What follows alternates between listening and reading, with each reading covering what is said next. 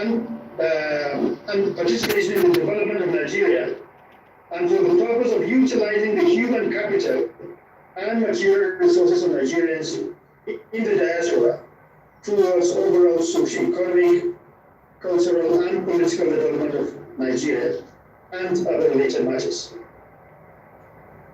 Coming now to the diaspora policy as an instrument of mobilization. It is appropriate at this juncture to announce that the national diaspora policy, as I said earlier, has been developed, and it has in fact received the approval of the Federal Executive Council. The national diaspora policy is founded on the existing national policy on migration and national policy on labor migration in Nigeria. It is also founded on the economic recovery goal plan and the sustainable development goals of the United Nations. The overall objective of the policy is to mobilize and harness the potentials of Nigerians in diaspora in terms of resources, skills, and talents for sustainable national development. The policy has a strategy to engage, enable, and empower what we call the 3 E's, the Nigerians in diaspora, to contribute their quota to national development on a win-win basis. Now, there's another strategy at mobilizing the diaspora to participate in development in Nigeria is the constitution of Senate and House of Representatives committees on the diaspora.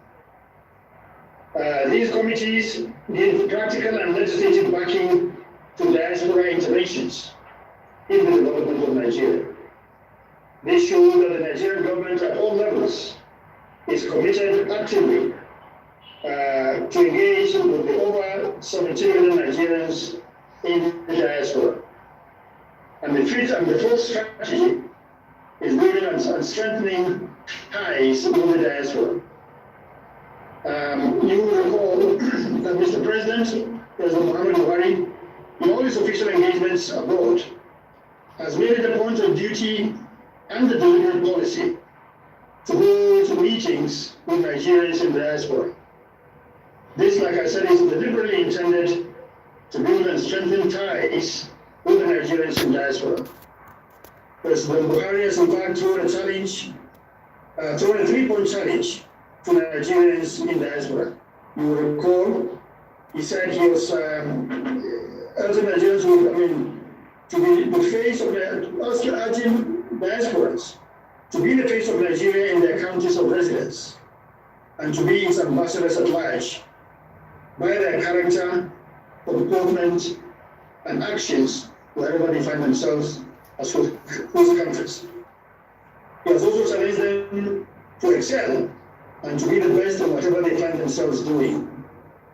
And thirdly, he has urged them not to forget home, that is Nigeria, by giving back in terms of their resources, talents, skills, and global exposure.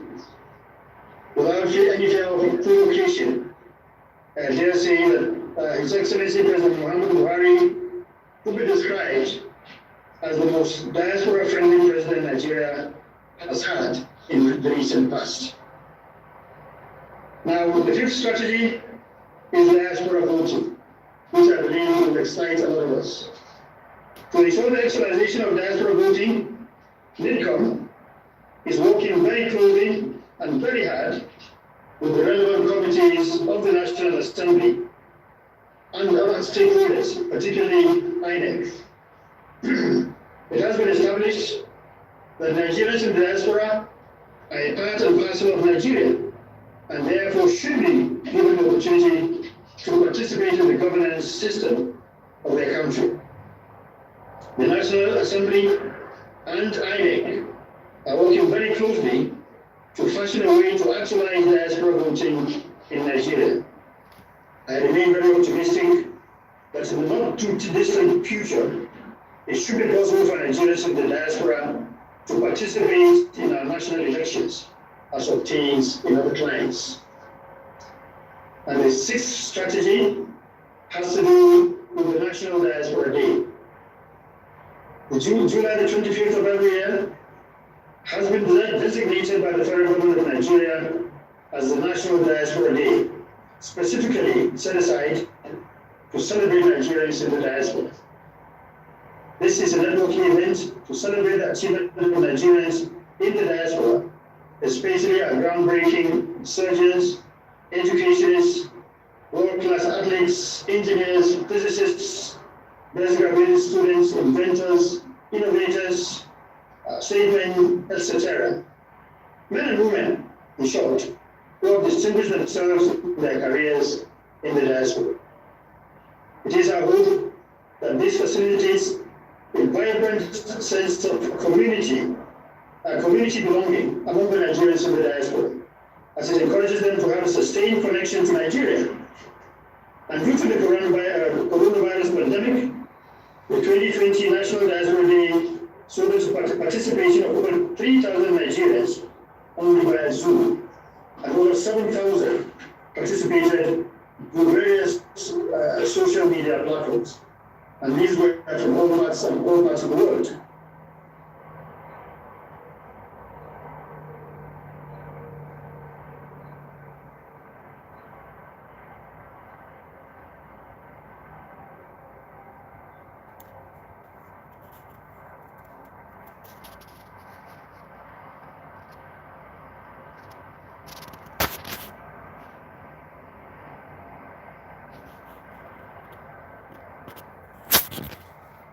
Let's unmute His Excellency. I was also muted.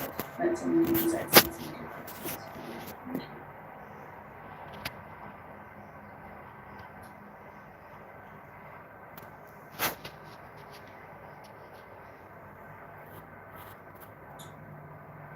Let's unmute His Excellency, please. Let's unmute him.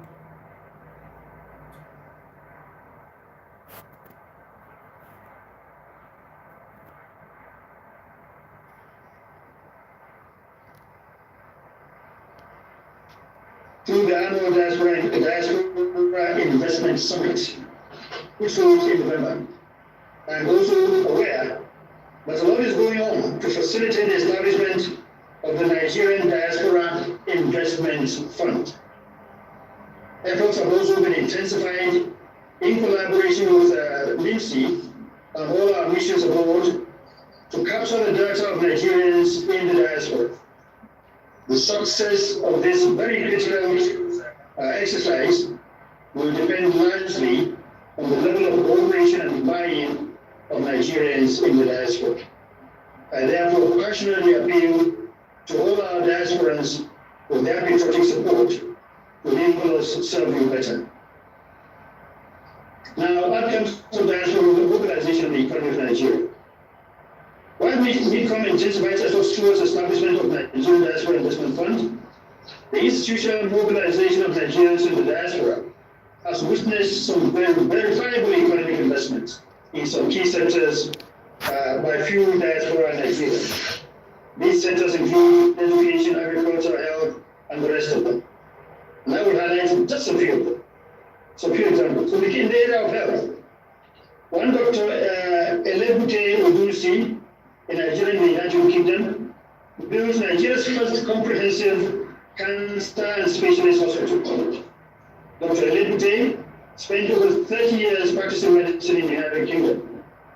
With the aim of addressing the detection and treatment of cancer and a number of other specialist conditions in an environment similar to top private hospitals abroad. Another example worth mentioning is Dr. Godwin Maduka, better known as Lion of Africa, the United States-based doctor who built a hospital in Anambra State. The multi-million-dollar ultra-modern hospital was built in Uruchuku village, and it has no doubt added value to the quality of health services in the surrounding towns and villages. We must also acknowledge the various medical missions carried out by individuals, groups, and associations of Nigerians in the diaspora in several cities of Nigeria, e.g. the Association of Nigerian Physicians in the Americas, ANPA, Nigerian Association for Young Adults of Canada. And in the field of education, a US-based Nigerian, Mr. Idunbe Akoru, is using multimedia technology to enhance linkages between academic and non-academic institutions around the world, particularly Nigeria, its own country. In sports, for example, a case in point is the Nigerian international footballer, Ahmed Musa, who I understand is also the captain of the Nigerian national team, the Super Eagles, who has built a multi-million-dollar sports complex in Kaduna. The sports facility houses a world-class football pitch, tennis court, an Olympic-style swimming pool, a hall for indoor sports, a restaurant, car lots, and offices. And in sports, Ahmed Musa, I understand, is also doing an international school in Jos, Plateau State. The story is plenty. My very not intend to worry. But I must lastly mention Sheyi Oyuga, a US-based agriculturalist who serves as executive director and head of agriculture division of Artman Corporation, a vertically integrated agriculture and food processing company based in Nigeria. The company is innovative to enhance productivity through a mainly youth workforce and smallholder farmer network, which is based in Ibadan. In conclusion, because I understand time is not on our side, these enumerated strategies are being pursued and implemented in mobilizing Nigerians in the diaspora for economic development of the country. With the recent approval of the National Diaspora Policy by the Federal Executive Council, it is proved that a more holistic approach will be adopted as part of a 5-year strategic action plan to ensure more intensive coordination and collaboration with other relevant ministries, departments, and agencies of government for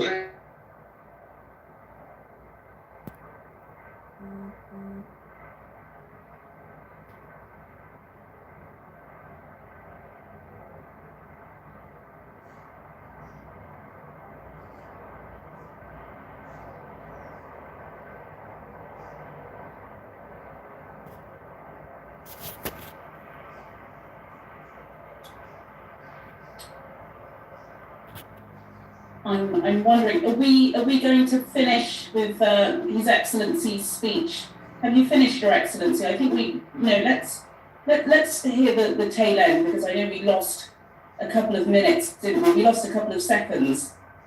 So yes, and if you could unmute His Excellency's video.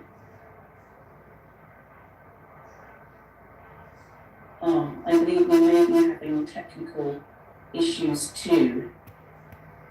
It's such, his speech is so important. I dare go ahead without allowing him an opportunity to wrap up, but it does appear as if we're having a slight technical issue, and due to time, I think we will go forward, although I have been told, because there are so many messages of everybody saying, please make this speech available. It will be made available, so I think we will be moving on. I think we did get the bulk of that, didn't we? There are a couple of things that stood out for me. One being diaspora participation in national voting. Wow.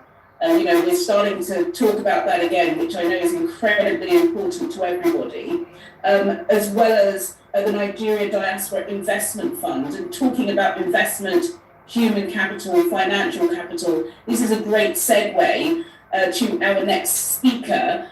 We are going to be hearing from the private sector.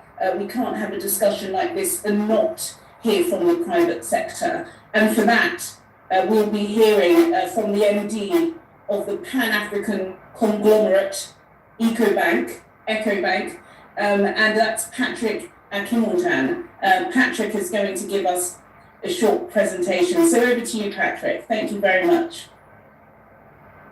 Thank you very much. I understand I have 5 minutes. I'm going to keep to that time.